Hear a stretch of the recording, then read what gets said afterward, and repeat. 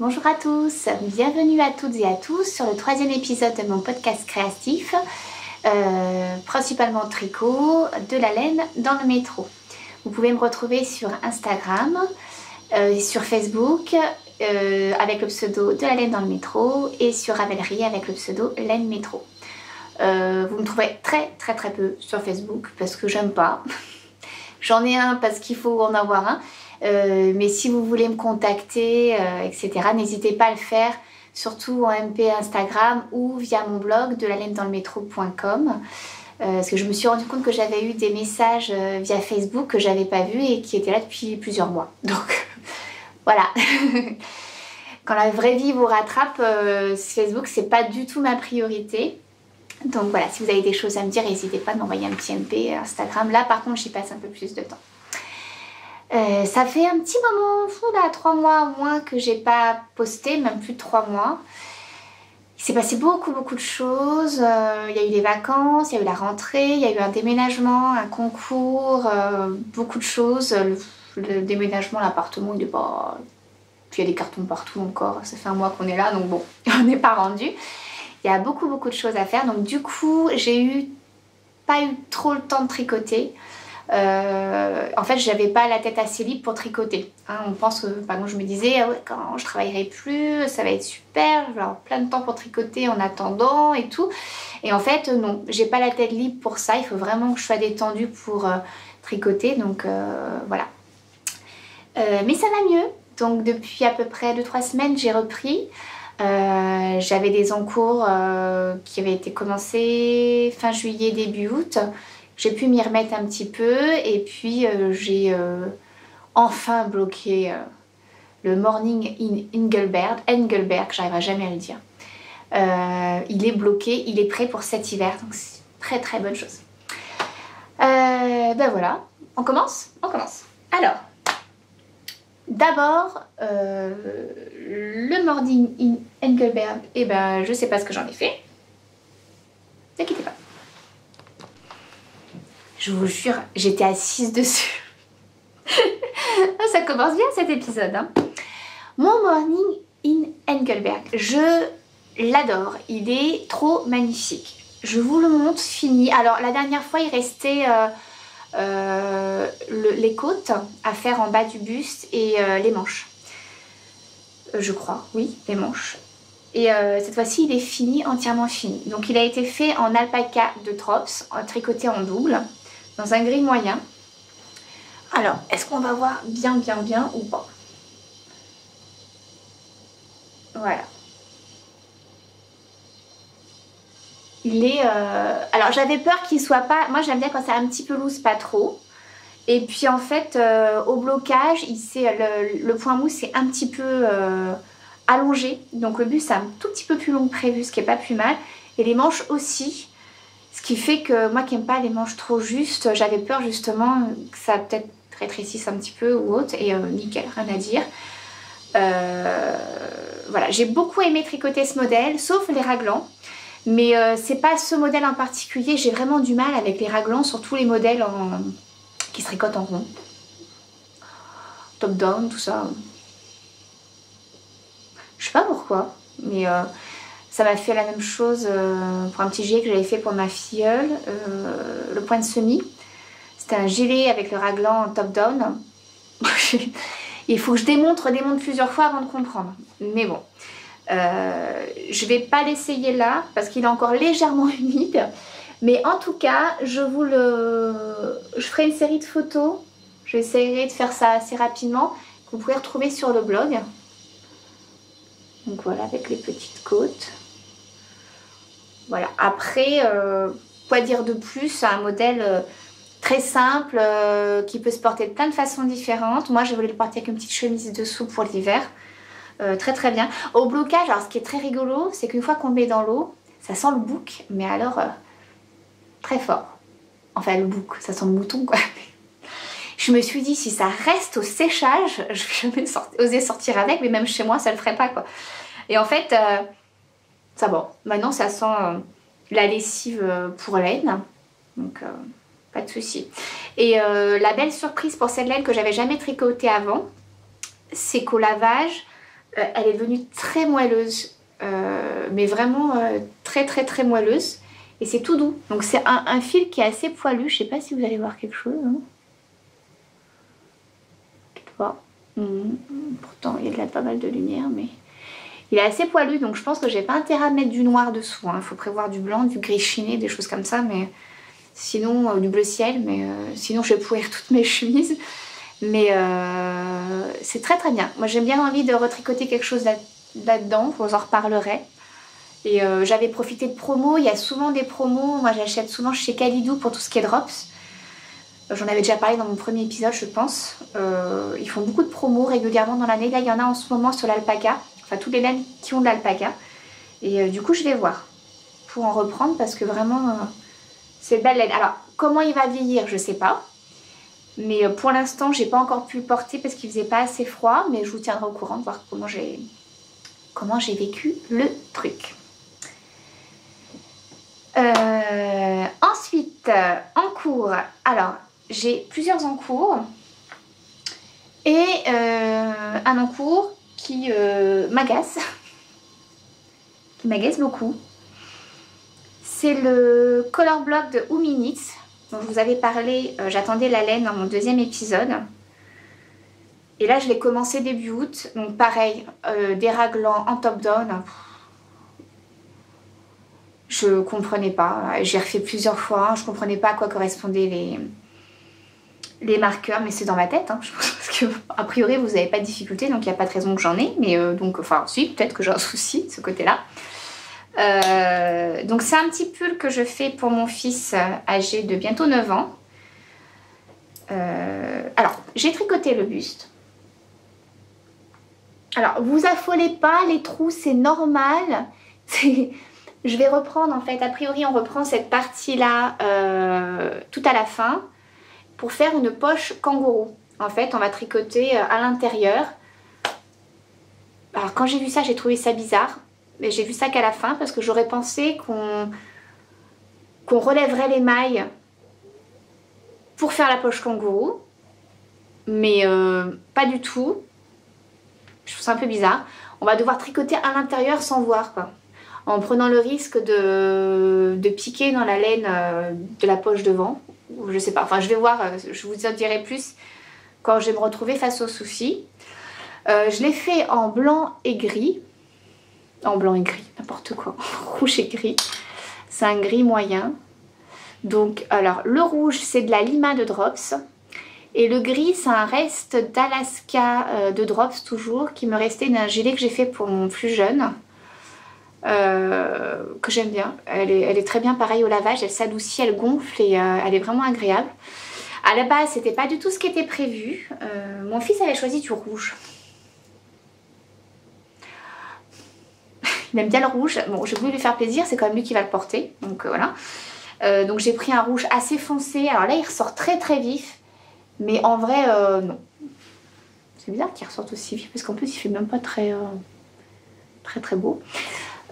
C'est un rouge foncé limite bordeaux et il avait choisi pour faire la couleur contrastante un bleu que j'ai pas pris avec moi là, un bleu assez marine mais plus vif en fait et du coup rouge et bleu comme ça faisait mal aux yeux, donc il a été d'accord pour on a négocié pour passer du bleu au gris qui était quand même plus neutre. Ça allait avec les jeans, ça allait avec des pantalons en velours, ça allait avec plus de choses parce que déjà que le rouge, je vais pas pouvoir le mettre avec grand chose. Voilà, alors ce que j'aime bien moi, c'est la petite patte de boutonnage qu'il y a ici en diagonale, au niveau du raglan. En fait, c'est ça qui m'a perturbée, c'est que j'avais là au début un trou, après il faut refermer, je savais plus où j'en étais. En fait, j'ai suivi les instructions et du coup, je ne me suis pas trompée, mais tout du long, j'arrêtais pas de me dire oh, tu t'es plantée, il va falloir recommencer. Tu t'es planté, va falloir recommencer. Je pensais qu'à ça. Ça m'a gâché tout le début du pull. Jusqu'à ce que j'arrive en fait à ce niveau-là et au niveau des manches et que je me rends compte que bon, bah, je n'avais pas fait de conneries quoi. Voilà. Ce que j'aime bien aussi, c'est le dos qui est un petit peu plus long à l'arrière avec on le fait avec des rangs raccourcis, qui est un petit peu plus long que l'avant. Du coup, ça a l'air pas trop mal. Et puis ma version, alors je sais pas si c'est moi, par rapport aux photos qu'il y avait sur le patron et sur le Ravelry. Il est beaucoup moins carré mon col, ce que je préfère parce que je trouve que pour un garçon, un grand col carré qui arrive au niveau des épaules, ça faisait pas très masculin. Et en fait, vous voyez par rapport à moi, je sais pas si on va le voir, ça me fait un col normal, quoi. Voilà. Alors, premier souci, c'est que je lui ai essayé. Alors, il va avoir 9 ans dans quelques semaines. Il fait 1m39. Et donc, j'ai voulu faire un 10 ans, en me disant que j'aurais de la marge. Dans le commerce, il s'habille en 10 ans. Et en fait, c'est tout étriqué. Alors, c'est pas trop petit, mais c'est vraiment très près du corps. Et du coup, je me dis que ça fait un peu... je pense ça aurait été un peu plus lourd, ça m'aurait un peu plus plu, quoi. Mais alors, il faut voir au blocage. Peut-être qu'au blocage, il va s'assouplir un peu. Je vais tirer aussi un peu dessus pour l'élargir. Voilà. Bon. Faut voir. En fait, j'ai pas vu beaucoup de modèles portés. Les modèles que j'ai vus, c'est vrai qu'ils étaient près du corps. Mais ça m'a pas choqué plus que ça. Et là, vraiment, ça fait tube. Ce que j'aurais préféré éviter. Donc, j'espère qu'au lavage, comme la laine va... J'espère aussi gonfler un petit peu, qu'il va se détendre et que du coup il va gagner un petit peu en aisance. C'est pas trop petit, c'est-à-dire qu'il va faire l'hiver avec et puis c'est tout, quoi. Donc, mais c'est pas trop grave s'il a un petit frère. Je vois tout comme ça maintenant. Je me dis, il a un petit frère, ça va servir. Ça me fait moins moins ça pour son petit frère quand c'est loupé. Je suis moins contente. Voilà, le deuxième souci que j'ai, c'est qu'il me reste ça en laine. Et qu'il me reste encore 10 cm de rouge pour faire la deuxième manche, ainsi que le bout de manche contrastant en point mousse, et l'intérieur de la poche kangourou qui est censé être en point mousse contrastant gris et rouge aussi. Clairement, c'est sûr que je finis pas la manche, donc parlons même pas ni de la patte de boutonnage ni de la poche. Et ça m'énerve parce que je pense avoir tout calculé comme il fallait par rapport au métrage demandé. Est-ce que... je sais pas, mon échantillon il était bon, je sais pas. Est-ce que c'est moi qui tricote... je sais pas si je tricote serré ou pas en fait. Bon.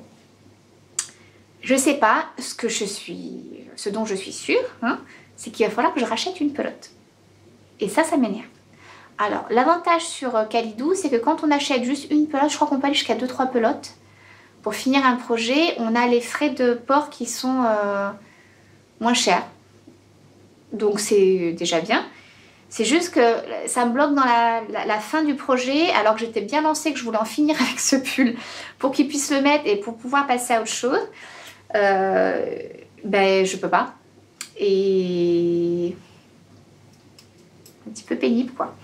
En plus, il me reste rien, vraiment un 10 cm de manche. Le bout contrastant, ça va super vite. Après, je m'étais dit, je peux faire l'intérieur de la poche tout en gris. Ça peut être pas mal. Donc, c'est ce gris-là. Eh bien, oui. Mais alors là, vous n'allez pas voir du tout la vraie couleur. Ça fait un gris bleu. Bon, c'est un gris moyen. C'est le même gris, en fait, que le... Vous voyez, ça ressort pareil. Ça ressort gris bleu, mais c'est du gris moyen. Un peu chiné. Peut-être que je change la prochaine fois d'endroit, hein, parce que la lumière là pourtant bon, on va voir.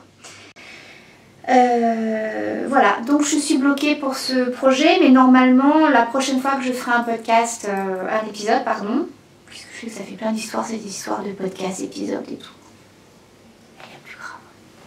Bref, dans le prochain épisode, normalement j'aurai fini ce pull. Il aura été bloqué. Je suis vachement longue à bloquer parce que je trouve que c'est long à sécher, tout ça me saoule. Mais si je veux qu'il le porte, je vais pas avoir trop le choix. Après, le modèle, il est sympa, intéressant. Bon, les raglans, c'est moi, hein, on est d'accord. Ce que j'aimais bien, c'est qu'il était dans la tendance. C'est pas un modèle qui fait ringard du tout. Donc pour un petit garçon, c'est vraiment difficile de trouver des jolis modèles garçons. Si vous avez des idées de jolis modèles garçons, n'hésitez pas à m'envoyer les liens ou me donner le nom pour que j'aille faire un petit tour, voir si ça me plaît ou pas. parce que finalement ça se tricote assez vite et je me dis pourquoi pas quoi. Mais maintenant ça a commencé à être compliqué parce que mon grand que j'ai commencé à... Voilà, là du 10 ans ça commence à être juste. S'il faut que j'habille en 12 ans, elle est tout fin, enfin je comprends pas. Ouais. N'hésitez pas à me dire ce que vous en pensez, si vous avez des idées. Et voilà. Bon, moi je suis bonne pour commander une pauvre pelote, quoi. Et alors moi qui dis à chaque fois, je commande toujours 2-3 pelotes, en général 1 ou 2 pelotes en plus par rapport au métrage, en me disant comme ça j'aurai de la marge et tout. Et ben, j'étais persuadée d'avoir une pelote de plus. J'ai même cherché partout dans mes cartons, etc. pour voir si j'avais pas mis la pelote quelque part, mais non. Donc j'étais persuadée d'avoir de la marge et je me retrouve avec de la laine en moins. Je sais pas ce que j'ai trafiqué. Voilà, donc du coup, comme j'avais plus rien, j'étais bloquée et ça m'a rendue toute triste. Les problèmes des tricoteuses, hein, c'est un truc de fou. Et vous avez vu ma tasse? Bon, vous l'avez pas vue forcément, regardez, trop belle. Maison du Monde qui fait ça, j'adore. Toute leur collection vintage, elle est trop cool. Alors, je vous en avais parlé dans l'épisode 1, 2, je sais plus, de mon envie de tricoter le Solaris de Mélanie Berg. Je suis dessus depuis super longtemps, j'ai vu plein de jolies versions, dans plein de couleurs. Mais alors moi je le voulais dans la couleur la plus, le plus ressemblant à l'original, celui qui est sur le patron. Donc sur fond gris avec des couleurs assez automnales. C'est des couleurs, vous voyez, un peu comme le camel et tout, des couleurs qui me vont le plus au teint avec ma peau toute blanche là. Et puis j'ai eu la bonne surprise que tissu.net, donc le site internet, me propose de tester une nouvelle laine avec laquelle il travaille, qui est attention, la prononciation, ça va être drôle, Schachenmeier. Schachenmeier. Est-ce qu'il va vouloir faire le point? Il va pas vouloir, hein? Eh ben non. Bon, mais il faudra me croire sur parole. Allez, Tico. Ah, il y arrive. Voilà. Schachenmeier, Mérino extra fine 120. Alors, c'est moi qui ai choisi la Mérino extra fine 120 parce que justement, ça correspondait à un fil que je pouvais utiliser pour faire le Solaris. Et puis en plus, j'aime bien le Mérino. J'aime bien comment il se tricote. C'est vrai que je tricote pas des fils très très fins finalement. Je me rends compte que je suis plutôt dans le 4, 4,5. Et voire plus. Mais je me suis dit que ça pouvait être sympa. Et j'ai trouvé en plus les couleurs assez ressemblantes. Donc il y avait vraiment une très très très très grande gamme de couleurs. Vraiment beaucoup de choix dans les couleurs à la mode, on va dire. Donc j'ai pris un gris clair. Hop, alors j'ai commencé quand même, hein, je vais vous montrer. Hop. Alors est-ce qu'on va voir quelque chose? C'est moins sûr. Bon, bah, la lumière, hein, je suis désolée, elle n'aura pas été terrible aujourd'hui. Donc c'est un gris clair chiné. Vous voyez, gris clair. Ils ne sont pas exactement pareils, mais c'est le même principe, c'est un gris clair, quoi. Et donc ça c'est la couleur principale. Et alors pour les couleurs, pour faire les bandes de couleurs, j'ai pris un moutarde qui fait soleil chez vous, mais bon, moutarde en fait. Une espèce d'aubergine qui fait un peu violet chez vous, mais c'est pas du tout ça. Et un bleu pétrole. Ça c'est ma couleur préférée en ce moment, c'est bleu pétrole. J'en mets partout chez moi. Ouais. Ah là c'est bien. Vous voyez, hop. Et voilà, je crois que c'est tout en couleur. Ah non, je me disais bien qu'il manquait quelque chose. Et un camel, qui fait orange citrouille, non, qui est camel, beaucoup plus marron que ça. Mais bon, pour vous donner une idée des couleurs, de toute façon, même comme ça, elle s'accorde bien. Voilà, avec le gris. Alors, le patron, c'est Mélanie Berg, je l'ai trouvé sur Ravelry.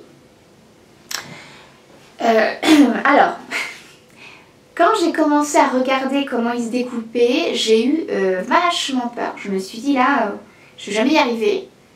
J'ai beaucoup de mal encore. Alors moi, j'ai toujours fait au début beaucoup de patrons fil d'art. Je sais qu'il y a des gens qui ne comprennent pas comment ça fonctionne, les patrons fil d'art, Bergère de France et tout. Mais moi, j'ai appris comme ça avec ma mamie, sur les Bergères de France surtout. Donc pour moi, il n'y a rien de compliqué, quoi. Sauf quand ils écrivent n'importe quoi, ça peut arriver aussi. Parfois, il faut aussi trouver des solutions. Mais en général, voilà. Et le patron découpé comme elle le fait, avec les sections indiquées sur une partie et ensuite les répétitions de sections sur une autre partie, quand on n'imprime pas le patron, parce que je n'ai pas d'imprimante tout simplement, et qu'il faut aller sur l'ordinateur et monter une page au-dessus, une page en dessous. Et... Bon, voilà, au début je me suis dit, mais qu'est-ce que c'est que ce truc? Mais après, une fois qu'on a compris, et pareil, j'ai trouvé les abréviations pas très... c'est pas ce dont j'ai l'habitude. Mais bon, une fois qu'on a compris qu'en plus, c'est vrai que tout début, c'est la répétition de 2 petites sections. Donc, tout facile avec les petits surgés. Et en fait, finalement, c'est tout simple. Mais alors, du coup, j'ai pris un petit calepin à côté et j'ai noté les sections à faire, les quantités. Je fais des petits bâtons pour le nombre de rangs. Et voilà. Donc, du coup, en fait, il est super agréable à tricoter. Franchement, alors j'espère que j'ai pas fait de bêtises, mais j'ai l'impression que j'ai le bon nombre de mailles. C'est déjà ça. Là, je vais bientôt arriver à la fin d'une des répétitions et je vais pouvoir introduire la première couleur. Donc je sais pas encore laquelle. Je sais pas encore laquelle. Peut-être un moutarde en premier ou le camel. Je sais pas encore, mais voilà, je suis vraiment contente des couleurs que j'ai trouvées et j'espère que ça va rendre bien. Alors pour l'instant ça va vite parce que les rangs ils sont courts évidemment. Je sais pas jusqu'à combien de mailles ça va aller, mais pour l'instant je suis contente et ça me change les idées de mon color block là qui m'a un petit peu retourné le cerveau. Hein. Donc là voilà. Ensuite, qu'est-ce que je voulais vous dire d'autre? Voilà, là, je vous en dirai plus aussi au niveau de la laine, comme je la teste pour voir si... Alors pour l'instant, ce que je peux dire sur la laine quand même, c'est qu'elle est très très fine, elle est pas très tordue. Je sais pas comment on dit... Oh, il pleut. Ça vous fait une belle jambe. Elle se dédouble un petit peu quand on tricote. Alors est-ce que c'est dû... Enfin, non, c'est pas dû à mes aiguilles, elles se dédoublent. Voilà, pas... Mais j'utilise des Knit Pro, moi, qui sont pas très pointus. Mais en fait, moi, j'aime pas trop pointu non plus parce que je pousse légèrement, très très peu finalement, avec mon doigt, l'aiguille. Et trop pointu, j'ai peur que rapidement ça m'agace, que ça me pique et voilà. Mais ça, moi, je me concentre un minimum et ça va. Hein. Mais c'est vrai que 2-3 fois, j'ai piqué directement dans le fil, qui s'édouble facilement. Par contre, après, au niveau de la maille, elle est super régulière. Est-ce que vous allez voir quelque chose?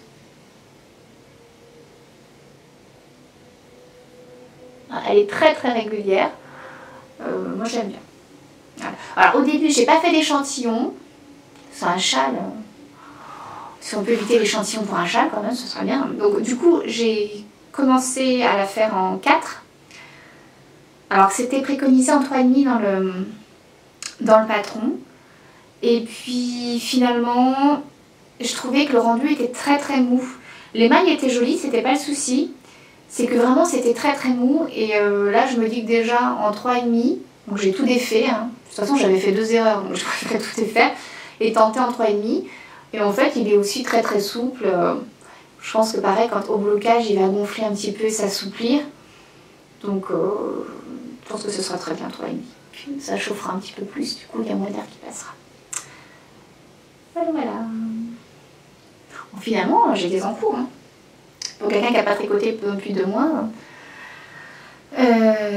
Sinon, quoi d'autre? J'ai la Memory Blanquette que j'ai oublié de prendre. J'ai avancé un tout petit peu. Vous m'entendez 2 secondes, je vais aller voir. Donc voilà. Alors, j'ai avancé un petit peu avec les restes, notamment du gilet que j'ai fait pour ma filleule. En jaune moutarde. Alors, on en est à peu près là. On va peut-être se mettre un peu plus loin. Ouh là là, des couleurs, elles sortent super fort, je trouve, le rouge et tout. Là, le vert. Oh non, non, mais c'est pas vif comme ça en vrai. Hein. Je vous rassure. Donc voilà où j'en suis. Ça a avancé un petit peu. Et en fait, j'ai arrêté parce que j'ai plus de restes. Donc voilà, j'ai des restes mais dans des laines un peu plus épaisses. Et bon, il me reste un petit peu de laine. Mais sinon, je me retrouve avec des bandes vraiment que dans les mêmes tons. Je trouve ça un petit peu dommage. Donc je me dis que j'attends d'avoir d'autres couleurs pour pouvoir refaire quelques bandes. Bon, on n'aura pas de plaid cet hiver. Il va falloir faire avec les plaids du commerce parce que là... Voilà. Mais bon, le but c'est quand même de finir les restes, c'est pas de racheter des plots pour le faire. Donc là c'est vraiment quelque chose, je sais, qui sera peut-être fini dans 2 ans, c'est pas grave. C'est 2 ans, c'est 2 ans. Hein. Pas de souci pour ça. Voilà, voilà. Et puis, sinon, je sais plus à combien de temps on en est. Je crois que j'ai parlé vite. Hein. C'est la reprise, c'est pour ça. Faut dire que j'ai pas grand chose à vous montrer. Pour l'instant, il faut me laisser le temps de revenir tranquillement. J'ai entendu parler du salon Création et Savoir-faire. Je suis en train de regarder mes notes parce que je ne me rappelais plus.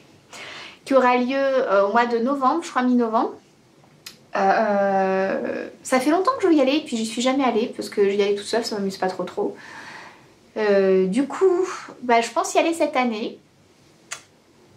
À mon avis, rien qu'en me baladant dans les allées, je vais voir des filles que j'ai déjà vues sur d'autres podcasts ou des choses comme ça. Donc je vais me sentir moins seule que les fois d'avant où j'ai voulu y aller. Je me disais, oh là là, je connais personne. Parce que là, même si j'irais pas voir les filles parce que je suis trop timide pour ça, je saurais qu'elles sont là. Donc ça m'encourage à y aller. Et puis j'ai envie de voir un petit peu ce qui se fait en laine teinte à la main. J'ai pas d'idée particulière sur ce que j'ai envie d'aller voir, mais juste voir les écheveaux, voir un petit peu comment ça se présente, puis voir un peu comment se présente un salon aussi. Voilà, voir un petit peu ce qui se fait, s'il y a des ateliers. Voilà, me balader un petit peu, donc je sais pas quand est-ce que j'irai, peut-être le vendredi, peut-être le samedi. Donc je vous tiendrai au courant, puis peut-être qu'on se croisera, n'hésitez pas hein, si vous me voyez, à me faire coucou Alissa, et tout. Ça me fera plaisir. Voilà, voilà. Et puis, écoutez, je pense que pour aujourd'hui, c'est tout. Oui, j'ai pas été très bavarde. Alors, j'ai été taguée pour le tag tricot. Je crois que c'est Epaulette qui l'a lancé il y a un moment déjà. Ça fait le tour un peu du monde des tricoteuses, on va dire. Et j'ai été taguée par Rachel Saiziepa et Bridget Tricotte, donc qui m'ont envoyé les questions. Donc je vais m'y mettre sûrement très bientôt pour vous raconter un petit peu tout ça. Alors, si ça vous intéresse, je sais pas si ça intéressera quelqu'un. Voilà, de vous donner un petit peu, vous expliquer un petit peu ce que j'aime pas, ce que j'ai fait jusqu'à présent, comment j'ai appris le tricot, tout ça. Mais bon, j'en ai parlé un petit peu déjà dans mon premier épisode. Puis au fur et à mesure, effectivement, on raconte des choses au fur et à mesure dans les épisodes, donc des choses que vous devez déjà savoir. Et puis il y a des choses, j'ai vu qu'il faut donner son avis sur certaines choses, j'ai vu qu'il y a des choses, j'ai pas d'avis. Donc voilà. Bon, vous verrez bien, hein, si ça vous plaît. J'étais contente de refaire cet épisode. Je vais essayer d'en faire un peu plus régulièrement maintenant que ça se tasse un petit peu dans ma vie personnelle, qu'on commence à s'installer un petit peu, qu'on prend le rythme et tout ça. Voilà. J'espère que vous avez passé un petit moment de détente sympathique. Moi, ça a été. Je vous dis à très bientôt. Bye bye!